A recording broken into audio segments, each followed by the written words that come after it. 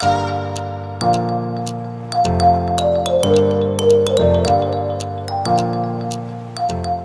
buenas chicos y chicas, mi nombre es José Antonio Martínez Rodríguez, yo soy graduado en Derecho por la Universidad de León, actualmente estudio el máster de Abogacía en la misma universidad y desarrollo una beca de colaboración en el área de Derecho del Trabajo y de la Seguridad Social correspondiente al Departamento de Derecho Privado y de la Empresa. Igualmente estoy realizando un curso de experto en gestión deportiva en la Universidad de Salamanca y próximamente comenzaré el máster de Derecho Deportivo, que es la rama del derecho que a mí más me gusta, me apasiona y de la que hoy vengo a hablar. En primer lugar, me gustaría dar las gracias a la Asociación de Biotecnólogos de León por invitarme a dar esta ponencia y me gustaría recomendaros a todos y a todas que os paséis por sus perfiles en redes sociales y veáis el contenido que publican porque creo que es de lo más interesante. Bien, como hemos dicho, vamos a hablar de derecho aplicado al deporte. Para ello, comentaremos un poco el delito de dopaje en España, la doctrina de la ignorancia deliberada en el derecho y su aplicación en el caso Leo Messi, el tema de las apuestas en relación con el derecho y un enfoque práctico que será analizar un poco el caso de Kieran Trippier, jugador del Atlético de Madrid. En cuanto al delito de dopaje, en España, el artículo 362 quinquies del Código Penal nos establece 4 requisitos que son acumulativos, que deben de cumplir los 4 para que se pueda consumar este delito. Si bien es cierto que si estos no se cumplen o independientemente de ello, podemos tener una sanción al deportista que puede ser vía administrativa o vía disciplinaria en la propia disciplina deportiva en la que él participe, ¿vale? Aquí solo estamos en sede de derecho penal y es lo que vamos a centrarnos y lo que vamos a analizar. En primer lugar, el primer requisito nos dice que debe de existir una inexistencia de justificación terapéutica. ¿Esto qué quiere decir? Que no debe de existir una prescripción médica que justifique el por qué ese deportista ha consumido tal o cual sustancia, ¿vale? En segundo lugar, la sustancia debe estar expresamente prohibida. En la siguiente diapositiva veremos dónde se publican o cómo se prohíben estas sustancias, ¿vale? En tercer lugar, se debe de querer o intentar aumentar la capacidad física o modificar el resultado de la competición. Es decir, aquí se busca ese atentado contra la ética deportiva en tanto en cuanto se va a poner en riesgo la justa o leal competencia en el deporte, siendo este uno de sus principios básicos, ¿vale? Y por último, se debe poner en peligro la vida o la salud del deportista. Esto no es otra cosa que una manifestación del principio de última ratio o mínima intervención del derecho penal, en tanto en cuanto siempre es la última herramienta a la que debemos acudir, ¿vale? Esto es fruto del sistema garantista que tenemos, como lo es todo el derecho y todo nuestro ordenamiento jurídico. Las sustancias prohibidas como tal, como hemos dicho, que era el segundo requisito que mencionábamos antes, las publica el Consejo Superior de Deportes, una resolución de su presidencia, que suele ser en torno al mes de diciembre para que esté vigente durante el siguiente año natural, ¿vale? Actualmente la presidenta es Irene Lozano y es una resolución, como hemos dicho, de su presidente. Aquí se publicarán las sustancias que están prohibidas, que son dopantes y se clasifican según determinados criterios, pero a mí cuando analizaba esta cuestión me llamó especialmente la atención el hecho de que hay sustancias que se prohíben solo para determinados deportes en concreto. Por ejemplo, los betabloqueantes fue una de las cosas que más me alarmó cuando la vi. Seguramente mis amigos de la Asociación de Biotecnólogos de León o cualquiera de sus seguidores, todos los que sois miembros de la comunidad científica, seríais de mucha más ayuda aquí que yo, ¿no? Porque yo en cuestiones técnicas aquí probablemente me pierda. Pero yo entendía cuando trataba de estudiar este tema que los betabloqueantes lo que intentan, esas sustancias, es contrarrestar el exceso de la hormona epinefrina, lo que comúnmente conocemos como adrenalina.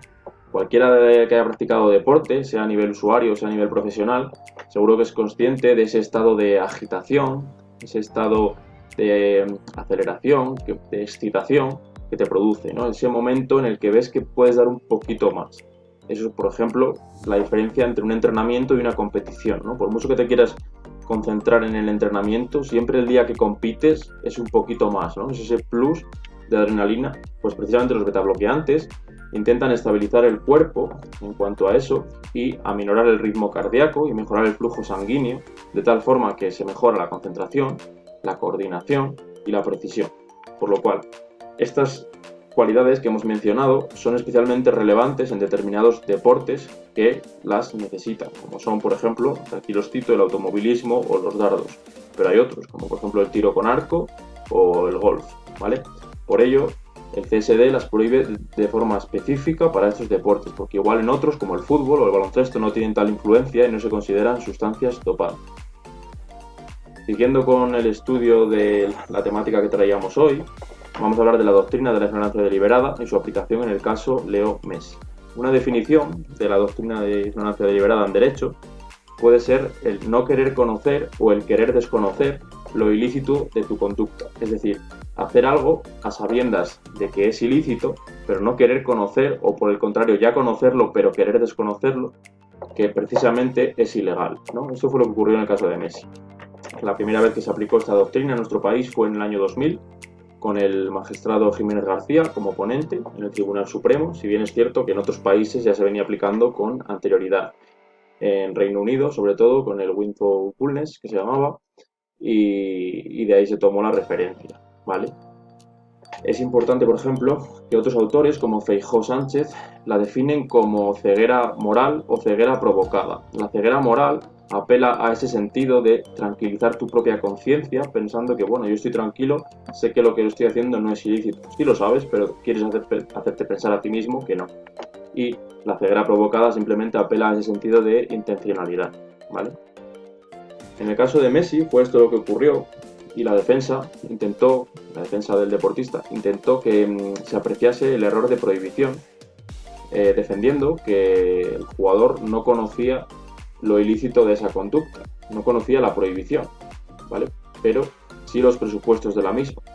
Sin embargo, en la sentencia se argumenta y se descarta el error de prohibición y se decanta por un dolo directo, ni siquiera eventual, directo. De hecho, cito textualmente, la sentencia dice: no puede errar aquel que no tiene interés en conocer. Esto es textual de la sentencia y lo que se argumenta es que el deportista, con una mera consulta a sus asesores jurídicos, fiscales, tributarios, que los tiene y muy buenos, podría haber sabido si lo que realmente se estaba haciendo era legal o ilegal. Y si no lo tenía, lo dice la propia sentencia, podría incluso consultar a los servicios jurídicos de la hacienda pública, como podríamos hacer cualquier ciudadano, ¿vale?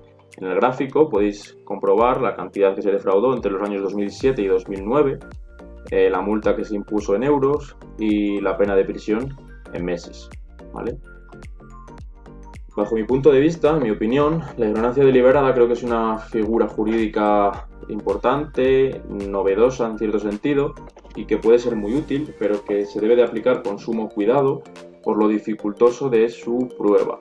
Hablamos de conceptos muy abstractos como son el pensamiento, la intencionalidad, cuestiones que no son objetivamente probables como tal en un juicio, que sí se pueden llegar a probar, como ocurrió en este caso, pero que no son fáciles, como puede ser una prueba documental, una prueba pericial, que son normalmente cuestiones más objetivas o técnicas, ¿vale?